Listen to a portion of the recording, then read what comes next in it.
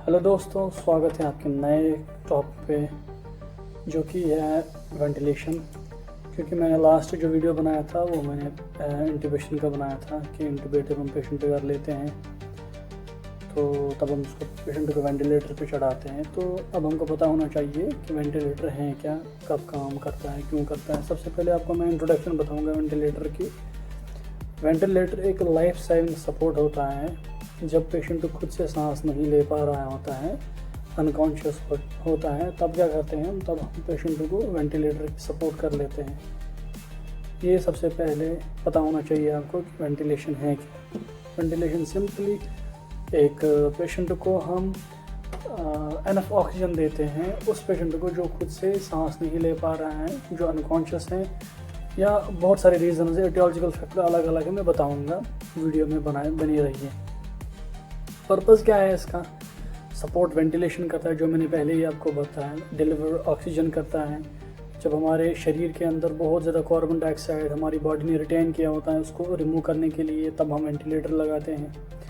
और जब कोई सर्जरी हो, कोई मेजर सर्जरी हो जैसे, तो तब भी हम क्या करते हैं, यानी कि जनरल एनेस्थीसिया में कोई पेशेंट होता है तब भी हम पेशेंट को कर लेते हैं इंटूबेट। फिर इसके इंडिकेशंस हैं। इंट्रोडक्शन हो गई, पर्पज़ हो गया। अब आपको इंडिकेशन पता होनी चाहिए कि ये हम कब कब करते हैं, किन पेशेंट में करते हैं जिनमें रेस्पिरेटरी प्रॉब्लम, रेस्पिरेटरी डिजीज़ हो, जैसे COPD हो गया, कोरोनरी ऑब्स्ट्रक्टिव पल्मोनरी डिजीज़ हैं, या ARDS है, या निमोनिया है। ठीक है ना।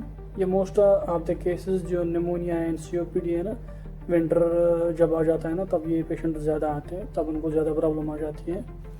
तो इन दिनों में अपने जो भी खासकर बुज़ुर्ग लोग हैं जिनको शिकायत रहती है, उनको अच्छे से वार्म इन्वायरमेंट में रखो ताकि ये डिजीज़ से बच जाए वो। एपनिया, कोई पेशेंट स्लीप एपनिया बोलते हैं ना, जिसमें स्टॉप ब्रीथिंग ही स्टॉप हो जाती है। ठीक है ना।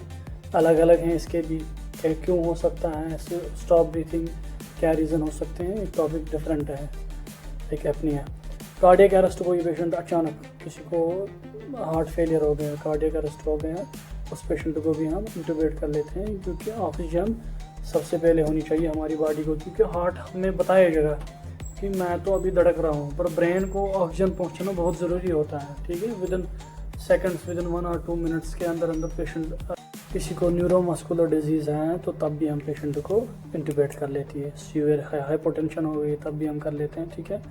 एक गिलन-बैरी सिंड्रोम है, तब भी पेशेंट को वेंटिलेटर पे चढ़ाते हैं। ये एक टॉपिक है, बता दूंगा मैं ये है क्या। फिर आ जाते हैं पेशेंट को, हमको पता चला, इंडिकेशन भी पता चला, पर्पज़ भी तब पता चला। और अब पता होना चाहिए आपको कि पेशेंट को वेंटिलेटर पे चढ़ाना है, किस मोड पे रख ले हमको पता होना चाहिए। मोड्स बहुत सारे अलग, पहले वेंटिलेशन के 2 टाइप्स होते हैं, मैकेनिकल है और दूसरा नॉन मैकेनिकल है, यानी कि इन्वेजिव है, नॉन इन्वेजिव है। इन्वेजिव होता है जब भी हम पेशेंट को जब बोलते हैं ना हम चीर फाड़, यहाँ चीर फाड़ का मतलब होता है जब पेशेंट को इंटूबेट कर लेते हैं। जब मैंने जो ET ट्यूब आपको दिखाया था पिछले वीडियोज़ में, जिसने नहीं देखा वो देख ले प्लीज़।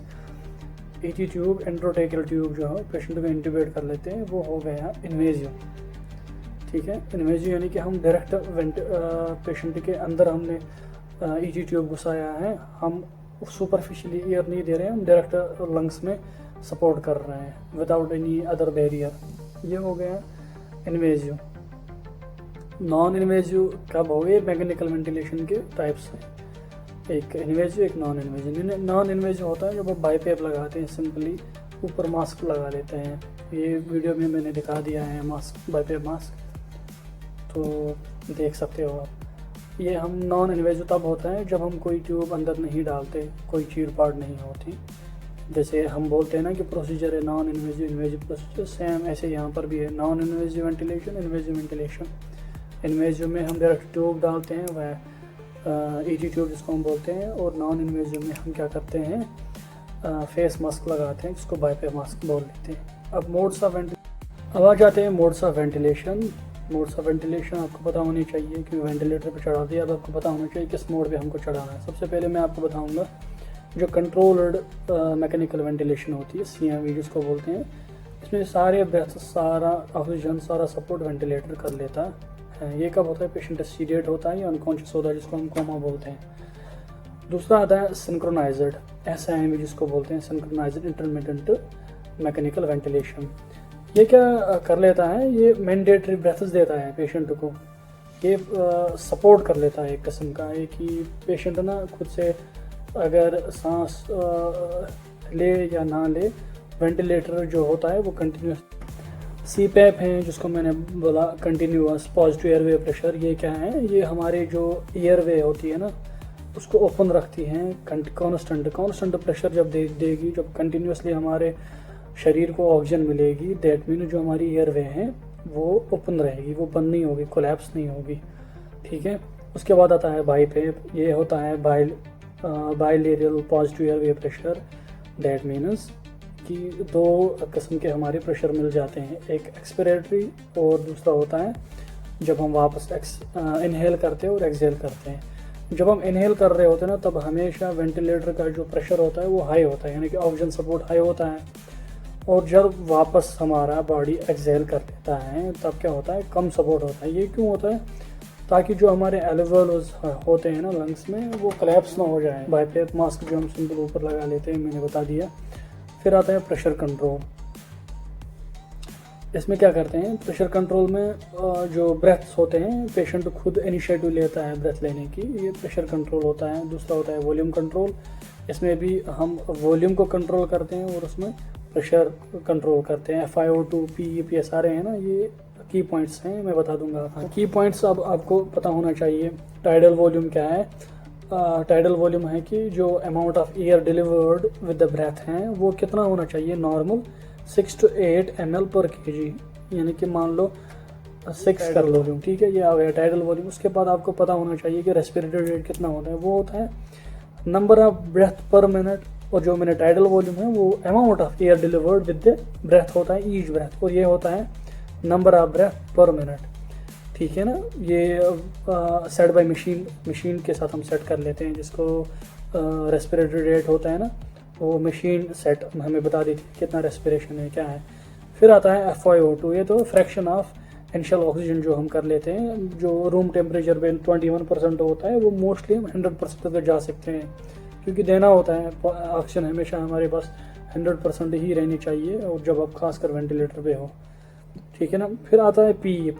पीप क्या है? Positive and expiratory pressure. ये जो होता है ना, ये भी क्या होता है, जो मैंने लंग कोलैप्स इससे पहले भी बताया ना, इसका भी यहाँ पर भी उसका बहुत ज़्यादा रोल होता है।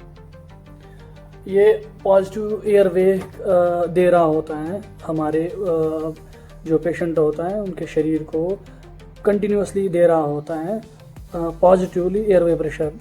उससे क्या हो जाता है, जब एक्सेल कर रहे थे ना हम, जब वापस आ रहा होता है ना, तब क्या करते होता है कि एल्वेओल्स ना कोलैप्स होने का खतरा होता है। उनको बचने के लिए हम पीप सेट कर लेते हैं। ठीक है ना। पीप इसलिए होता है पॉजिटिव एंड एक्सपिरेटरी प्रेशर, ये एल्वेओल्स को ओपन रख लेता है। ठीक है। किससे? ताकि प्रेशर जो हमारे अब पता होना चाहिए आपको। अलार्म अलग अलग के होते हैं। हाई अलार्म होता है, मॉडरेट होता है, लो जिसको हम बोलते हैं लो, जो लो अलार्म है, और अपनी अलार्म होता है। सबसे पहले आपको मैं हाई वाले बताऊंगा। कभी कभी पेशेंट वेंटिलेटर बहुत ज़्यादा ज़ोर से अलार्म कर रहा होता है, पी पी पी कंटिन्यूसली हो रहा होता है। वो क्या होता है, उसके इंडिकेशंस क्या हो सकते हैं? एक तो म्यूकस होने के चांस होते हैं, यानी कि सक्शन करने का टाइम आया होता है, आपको सक्शन कर लो। दूसरा क्या होता है, जो ट्यूब होती है ना वो बाइट कर रहा होता है पेशेंट, ट्यूब बाइटिंग हो सकती है। किंक हुआ होता है हमारा ट्यूब जो होता है ना, जो मैंने दिखा दिया, वो किंक हुआ हो सकता है। किंक मानो वो टिल्ट हुआ, मुड़ा हुआ होता है, जिसमें अच्छे से ऑक्सीजन नहीं जा पा रही है पेशेंट को। ठीक है। फिर आ जाते हैं लो, जो अलार्म आते हैं, बीच बीच में अलार्म बज रहे हैं, बीच में वो क्या हो सकता है, डिसकनेक्शन हो सकता है। जो हमारी ट्यूबिंग होती है ना, कहीं एयरवे लीक हो सकती है, और या जो ट्यूब है वो पुल्ड आउट हो रही हो, वापस आ रही हो, ट्यूब वापस आ रहा हो, तो ये आ जाते हैं। जो बीच बीच में वो अलार्म बजता है, कंटिन्यूस वाला नहीं, हाई वाला मैंने बता दिया। फिर आता है अपनी अलार्म। इसमें क्या होता है, नो स्पॉन्टेनियस ब्रेथ होता है डिटेक्टेड, हमें दिखाता है ऊपर ventilator, no spontaneous breath detected. तो दैट मीन्स आपको जब भी अलार्म वेंटिलेटर कर रहा हो, आप देख लो किस तरीके का अलार्म हो रहा है। You should aware about this, क्योंकि अब आप पेशेंट देख रहे हो, अब आप वेंटिलेटर वाला पेशेंट देख रहे हो, तो हर एक चीज़ यहाँ पर बहुत ज़रूरी होता है।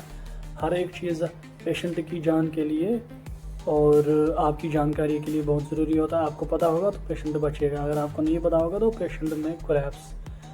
ठीक है, आगे ये सारे अब मैं फिर से आपको बताऊंगा। फिर से जो CMV होता है, जो कंट्रोल मैंने आपको बोला, ये वो फुल कंट्रोल किसके ऊपर होता है, मशीन के ऊपर होता है। उसके बाद होता है असिस्ट, जो करता है असिस्ट वॉल्यूम कंट्रोल, यानी कि पेशेंट भी ब्रेथ ले रहा होता है और मशीन भी उसको असिस्ट कर रही होती है। फिर आता है सिंक्रोनाइज्ड SIMV, उसमें पार्शियली सपोर्ट करता है वेंटिलेटर, पार्शियली पेशेंट का होता है। फिर जो PSV मैंने आपको बोला फिर से कि पार्शियल जो सपोर्ट करता है कौन, पेशेंट, और पार्शियल मशीन कर रही होती है। फिर CPAP मैंने बोला, उसमें स्पॉन्टेनियस ब्रीथिंग जाती है, और मैंने आपको ये अच्छे से समझा दिया। BiPAP होता है ये जो नॉन इन्वेजिव होता है, यानी कि इसमें हम एयर ट्यूब नहीं डाले होते, सिंपल मास्क लगी होती है ऊपर। फिर आता है प्रेशर कंट्रोल और वॉल्यूम कंट्रोल। ठीक है, ये इसमें पेशेंट आराम से अपने ब्रेथ ले रहा होता है, इसमें सिर्फ और सिर्फ वेंटिलेटर उसको हेल्प कर रहा होता है, ताकि अगर इन केस वो कभी बीच में सांस लेना भूल भी जाए, ऑक्सीजन लेना भूल भी जाए, तो मशीन जो होती है वेंटिलेटर वो कंटिन्यूसली उसको हेल्प करने के लिए होती है वहाँ पर। ये हो गया वेंटिलेटर का आज का टॉपिक। तो अब आपको जब भी पता होना चाहिए, अब आपको अच्छे से समझ आ गया वेंटिलेटर है क्या, कैसे है, क्या है। तो अब आपको कभी भी कहीं भी पोस्टिंग लगे, चाहे ICU में लगे, चाहे कहीं और लगे, you should know about each and everything. आपको अलार्म का पता लग गया, तो अगर आपको जब अलार्म हो आपको पहले ही पता चलेगा कि किस तरीके का अलार्म हो रहा है, तो मेरे एक्शन क्या होने चाहिए, मेरे एक्शन क्या लेने हैं। ठीक है, और आपको ये भी पता चला इंडिकेशन कब कब करने होते हैं, क्यों करने होते हैं और कैसे करने होते हैं। ठीक है, चलो मिलते हैं अगली वीडियो में, और ये जो मैं बता रहा हूँ उसको थोड़ा अप्लाई भी कर लो, देख लो भी, जो जहाँ पर वेंटिलेटर हो वहाँ पर देख लो अलग अलग मोड्स होते हैं, इन मोड्स के साथ देख भी लो, सेटिंग देख लो, जैसे पीप हो गया, रेस्पिरेटरी रेट हो गया, FiO2 ये क्या है, कैसे है, क्यों है, हर चीज़ का मकसद